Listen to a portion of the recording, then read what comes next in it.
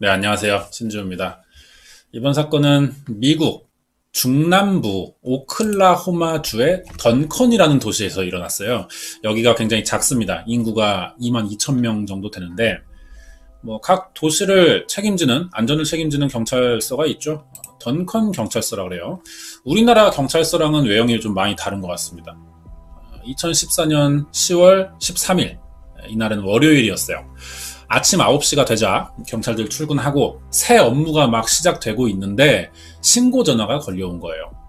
전화를 건 사람은 중년 여성이었습니다. 목소리가 굉장히 심하게 떨렸거든요. 신고 내용이 뭐냐면 집안에서 시신 세구가 발견됐다는 거예요. 경찰이 현장에 출동했어요. 시신이 발견된 곳은 던컨에서 중산층 이상의 주민들이 사는 동네였습니다. 이미 주민들 몇 명이 집 앞에 모여 있었거든요. 이 사이에 얼굴이 하얗게 질려있는 여성도 끼어 있었죠. 이 사람이 최초 목격자고 조금 전에 신고했던 이름이 로즈 카베즈라 그래요. 자, 그러면 이 집안에서 발견된 세구의 시신은 누구냐는 겁니다. 집주인인 존 후르비와 조이 부부, 그리고 17살 딸인 캐서린이었어요. 셋 다 머리와 가슴에 총을 맞아 과다출혈로 사망했는데요. 신고자인 로즈는 이 집에서 일하는 가정부였습니다. 월요일부터 일요일까지 일을 해요. 전날까지 주말이었으니까 쉬다가 월요일 아침 되자 출근한 건데 와보니까 가족들이 전부 현관과 주방 계단에서 사망해 있었다는 거죠. 경찰은 후르비 가족이 모두 같은 날 총에 맞아 사망했다는 점에서 누군가 이 집에 침입했던 거라 생각합니다. 그러면 강도가 가장 먼저 떠오르죠. 뭔가 훔치기 위해 이 집에 들어간 거예요. 그런데 집안에 누군가의 침입한 흔적은 없었거든요. 귀중품도 사라진 게 없어요. 그렇다면 강도라기보단 가족 전부를 노렸다는 점에서 원한의 가능성이 있진 않을까, 이것도 따져봐야 됩니다. 그러자니 후르비 가족은 던컨 주민들이 다 알 만큼 지역 봉사활동을 굉장히 많이 하는 사람들이었어요. 지역에서 유명한 가족이라고 합니다. 딱히 원한을 가질 사람이나 이유가 없어 보였거든요. 경찰들은 많은 궁금증을 가진 채 수사에 들어갑니다. 그러던 중 경찰서로 다시 전화 한 통이 오는데요. 던컨 시티와 7km 정도 떨어진 옆 도시의 달라스 경찰서였어요. 아주 예상 외의 전화였다고 합니다. 이 전화는 대체 무슨 내용이었을까요? 자세한 내용 궁금하시면 구독과 좋아요 부탁드립니다. 사망한 후르비 가족의 다른 사진이에요. 아까 본 사진에서도 부부와 딸이 있었죠. 사실 후르비 가족은 한 명이 더 있습니다. 아들인 19살의 앨런 후르비예요. 달라스 경찰서에서 걸려온 전화가 바로 이 앨런 후르비와 관련이 있던 겁니다. 사건을 담당하고 있던 던컨 경찰도 이미 앨런의 존재는 알고 있었거든요. 하지만 가족의 사망을 알려야 하는데 연락이 되지 않고 있던 거죠. 그래서 수상하다는 생각에 앨런을 조사하던 중 달라스 경찰서에서 연락이 왔던 거고요. 그러면 이 사람이 왜 수상하다는 걸까요? 이때 앨런 후르비는 달라스 경찰서 유치장에 있었습니다. 잡혔다는 거죠. 무슨 일로 잡혔냐? 앨런이 9개월 전 친할머니의 신용카드를 훔쳐 쓴 죄로 $500의 벌금과 1년간 보호 관찰 명령을 받고 있던 상태였는데 주말에 달라스에 가서 친구들과 술을 마셨다는 거예요. 보호 관찰 기관에 이러면 안 됐던 겁니다. 그래서 체포됐던 거죠. 연락을 받은 던컨 경찰은 달라스에 가서 앨런 후르비를 데려왔어요. 이제 가족들이 사망한 사건을 알려줘야겠죠. 그런데 앨런의 반응이 이상해요. 이야기를 다 듣고도 놀라질 않습니다. 한참을 말없이 바닥만 내려다보고 있었거든요. 경찰이 이상하다는 생각에 아무 말 안 하고 계속 관찰을 했어요. 그러자 시간이 조금 지나고 앨런이 입을 여는데 자기가 그랬다는 거죠. 후르비 가족의 사망 사건을 자백하고 있는 겁니다. 먼저 후르비 가족이 어떤 사람들인지 알아볼게요. 범인인 앨런 후르비의 부모입니다. 존과 조이예요. 후르비 가족이 가업으로 던컨에서 일간지를 발행해 왔거든요. 계속 유지된다면 나중에 자식들에게도 물려줄 계획이었겠죠.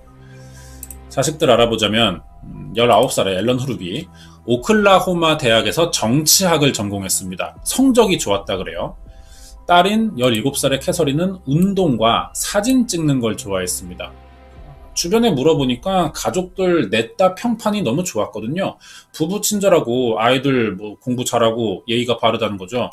가족들끼리도 서로 사이가 다 좋았다고 하고요. 그럼 아무 문제는 없어 보이는데 이거는 바깥에서 보는 시각이라는 겁니다. 가족 내부의 문제는 사실 바깥에서 알 수가 없어요. 그럼 무슨 문제였느냐? 이게 바로 아들인 앨런 후르비였던 거예요. 앨런 이야기로 넘어가야죠. 후르비 부부는 결혼한 뒤로 오랫동안 아이를 가지지 못하고 있었어요.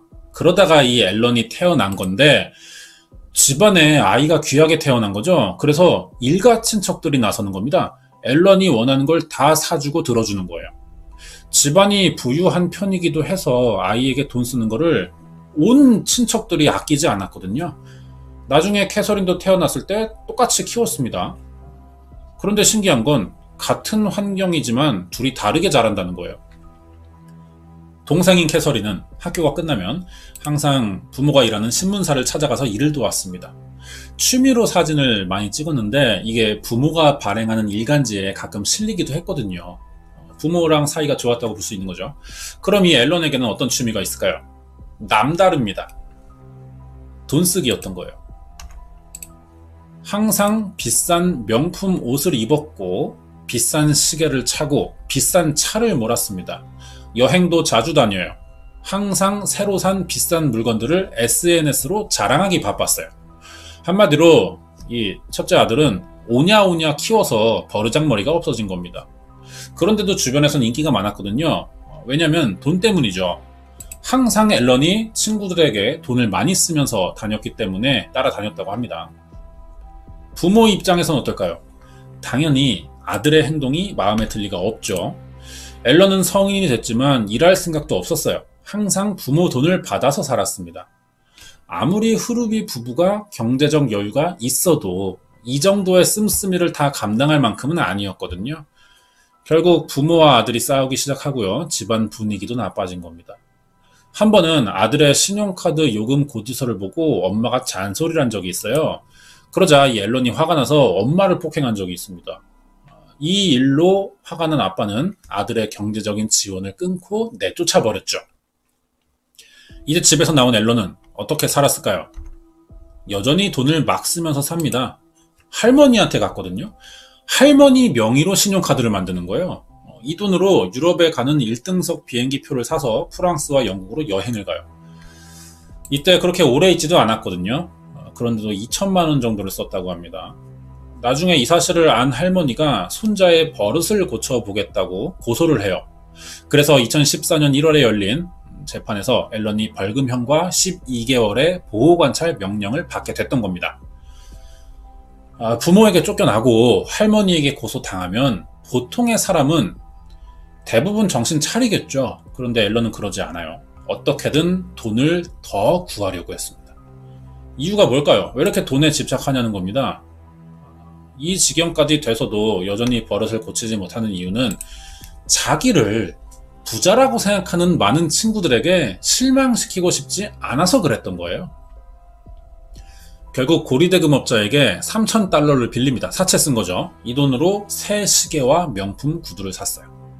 얼마 안 돼서 이 돈을 다 썼고 이자가 생깁니다. 원금보다 많이 불어나기 시작했거든요. 이제는 감당할 수가 없는 거예요.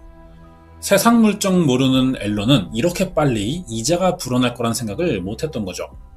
매일 사채업자들이 찾아와서 돈 갚으라고 협박하자 겁이 납니다. 어떻게든 돈을 구할 수밖에 없는 거죠. 고민을 막 하고 있는데 마땅히 방법이 떠오르지 않는 거예요. 부모에게 재산을 받는 방법이 가장 빠르고 쉽긴 하겠죠. 하지만 사이가 지금 안 좋아졌기 때문에 절대 이제는 부모가 빚을 갚아주거나 재산을 물려줄 리는 없어 보였거든요. 그러면 유산으로라도 받을 수는 있습니다. 하지만 후르비 부부는 둘 다 병도 없고 건강해요. 여동생인 캐서린도 방법의 하나가 되긴 할 거예요. 하지만 가능해 보이지가 않습니다. 왜냐면 평소 앨런이 캐서린을 가족이라기보다는 부모의 재산을 나눠야 할 경쟁 상대로만 생각했었거든요. 여러 복잡한 생각들을 하면서 앨런은 결국 한 가지 결론을 내리게 됩니다. 부모와 동생을 없애고 모든 재산을 자기가 다 먹겠다는 거죠. 2014년 10월 9일, 이날이 목요일이에요. 앨런은 가정부인 로즈 카베즈가 퇴근하자 바로 집안에 있던 모든 CCTV 카메라의 전원을 끕니다. 그리고 아빠 서재에 있는 권총을 꺼내와요. 이건데 그 다음엔 주방에서 저녁 준비를 하고 있던 엄마에게 한 발을 쐈죠. 엄마가 쓰러졌고 총소리에 놀란 동생이 주방에 뛰어나옵니다. 그러자 동생에게도 바로 쐈어요. 동생이 즉사했는데 엄마는 아직 숨이 붙어 있었거든요. 확인 차원에서 한 발 더 쐈고요. 엄마인 조이 후르비도 사망합니다. 아빠가 나왔죠. 아직 퇴근하지 않았는데 1시간 정도 기다리니까 돌아왔어요. 아빠가 현관에 들어오자마자 바로 2발을 쏩니다. 앨런은 이렇게 자기 가족을 모두 살해했던 거예요. 앨런은 범행이 끝나자 근처 호수에 범행에 쓰인 총을 버렸고요. 아빠가 대학 입학 선물로 사준 이 지프차를 타고 달라스에 갑니다. 왜 달라스를 갔냐면 여기서 학교 친구들이 파티 중이라는 소식을 들었던 거예요. 가서 돈 자랑해야 되죠. 여기가 리츠칼튼 호텔인데 앨런이 아무렇지도 않게 친구들 만나서 놀았고요. 아무도 이상함을 그날 느끼지 못했다고 합니다. 아무리 사이가 나빠져도요, 사실 가족을 죽인 뒤 친구들과 놀 수 있다는 건 좀 이해하기가 힘들죠. 뭐 알리바이를 만들기 위해서였을 수도 있고요. 유산받을 생각에 신났을 수도 있겠죠. 의도는 아무도 모릅니다. 신고가 조금 늦은 사건이었어요. 후르비 가족의 사망 소식은 4일이 지나고 알려진 겁니다. 사건이 벌어지고 다음 날인 10월 10일 금요일 후르비 부부가 신문사에 출근하지도 않았어요. 사망했으니까. 하지만 사장이니까 직원들이 그렇게 신경 쓰지 않은 거죠. 큰일이 없으면 평소에 뭐 출근하지 않은 날 직원들이 굳이 따로 찾진 않았다고 합니다. 그래서 주말까지 지나갔던 거고 10월 13일 월요일이 되자 집으로 출근하는 가정부가 현장을 발견했던 거예요. 그동안 달라스에서 있던 앨런은 친구들과 계속 호텔에서 술만 마시고 놀았습니다. 이게 보호관찰법 위반이 되면서 달라스 경찰에 체포됐던 거고요. 10월 13일까지 구금돼 있었습니다. 앨런은 체포될 때 자기가 한 일이 드러난 줄 알았어요. 하지만 경찰이 보호관찰 위반이라고 이야기하니까 들키지 않았다는 생각에 안심했었다고 합니다. 하지만 현장 조사를 통해 일반적인 강도가 아니라고 판단한 던컨의 경찰은 이미 앨런 후르비를 유력 용의자로 생각하던 중이었고요. 댈러스 경찰서에서 전화가 오자 바로 앨런을 데려와 취조를 시작했고 자백을 받아내면서 사건이 해결된 겁니다. 진술대로 호수에서 범행 도구인 총과 DNA가 묻어있던 파란색 장갑도 찾았어요. 자백 내용이 현장 상황과 일치했고 증거품까지 확보되니까 검찰이 바로 기소했거든요. 앨런을 3건의 1급 살인 혐의로 사형을 구형했습니다. 하지만 할머니와 친척들이 사형을 구형하지 않는 조건으로 항소를 포기하고 사형만 시켜주지 않으면 어떤 결과 나오든 항소하지 않겠다라고 거래를 한 거죠. 그리고 사건에 대한 자세한 설명을 해줄 것과 범죄 사실을 통해 책 출간이나 어떤 이익을 얻지 않겠다는 조건에 탄원서를 낸 겁니다. 죽이지만 말아달라는 거죠. 사형이 나올 거라고 생각했던 것 같아요. 검찰이 이걸 받아들인 겁니다. 그래서 2016년 3월에 열린 앨런 후르비의 재판은 사형 대신 3번의 가석방 없는 종신형이 선고됐어요. 아마 평생 나올 기회는 없을 겁니다. 앨런은 사람들에게 관심을 받기 위해 일부러 자기를 부자처럼 꾸몄던 사람이에요. 이걸 유지하려고 주변에 그렇게 보여줘야 되니까 계속 돈을 써야 했던 거죠. 그러다 보니 나중에는 스스로 멈출 수 없는 지경까지 간 거고요. 감옥에 가서 자기가 한 일을 후회했다고 알려져 있는데 항상 뭐든지 돈으로 살 수 있다고 생각했었거든요. 하지만 가족은 살 수 없다는 걸 좀 늦게 안 거예요. 쇼핑 중독자였습니다. 그래서 이 사건을 쇼퍼홀릭 사건이라고도 미국에서는 부르거든요. 우리나라에서도 비슷한 사건이 있었어요. 변호사인 아빠를 둔기로 내리쳐 죽이려고 했던 34살의 아들 오씨의 사건이라고 합니다. 작년에 있었거든요. 2020년 6월 22일 서울 강남의 어느 병원 주차장에서 자기가 운전하던 차에 조수석에 있었어요. 아빠가 둔기로 내리쳐 살해하려다가 아빠가 저항이 심했거든요. 그래서 미수에 그칩니다. 그러자 다음에는 교통사고로 위장하기 위해서 다친 아빠를 태우고 고속도로를 달리기 시작한 거예요. 도중에 아빠가 신고하지 않을 테니 내려달라고 했거든요. 이걸 믿고 근처에 내려준 거죠. 그리고 도망을 쳤는데 오씨의 범행 동기도 돈 때문이었습니다. 아빠가 법률사무소를 했거든요. 여기서 아들이 일도 했었는데 아빠 사무소 명의로 차용증을 위조해서 주변 사람들에게 돈을 빌리고 다녔어요. 이게 111억이나 됐습니다. 이걸 다 유흥비로 써버렸고요. 나중엔 40억이나 되는 빚을 집니다. 그러자 채무 명의자인 아빠를 살해해서 상황을 해결하려고 했던 거죠. 휴대전화엔 후두부 가격과 방망이로 죽이는 법을 검색한 기록이 있었고요. 아주 계획적으로 범행을 준비했던 사람이에요. 이게 얼마 전에 재판 결과가 나와서 알려진 사건인데 오씨가 1심에서 8년을 받습니다. 항소도 했는데 8년이 유지됐어요. 살인 미수에 111억을 사기쳤잖아요. 그런데 8년이면 좀 작다고 할 수 있죠. 왜냐하면 판결문 보니까 111억의 채무 중 16억을 제외하고 모두 변제했으며 범행이 미수에 그친 데다 피해자가 피고인에 대한 처벌을 원치 않기 때문이라고 했거든요. 이번 사건과 비슷하죠. 가족의 돈을 노리는 범행들이 간간히 일어나요. 이게 가장 막기 힘든 유형의 범행 중 하나거든요. 가족은 보통의 인간관계랑은 다르죠. 가족이니까 최대한 믿어보려는 막연한 그런 생각이 있어요. 이런 경향들이 강하기 때문에 극단적인 상황에 처했을 때 그럼 이미 되돌리기 힘든 경우들이라는 거죠. 가정폭력의 경우는 피해를 입었지만 신고나 소송을 통해서 법적으로 분리될 수가 있습니다. 그 다음이라는 게 있어요. 그런데 존속살인은 그렇지가 않다는 거죠. 심각한 위협에 장기간 노출되지 않는 이상 자식이 찾아왔는데 이걸 피할 부모가 많지 않다는 겁니다. 사건이 벌어지고 나서 하는 뒷수습은 의미가 없다는 거예요. 유일한 방법은 공권력이 개입할 순간에 이미 늦었기 때문에 이런 일이 일어나지 않게 부모가 잘 키우는 수밖에 없는 것 같습니다. 현재 방법으로는.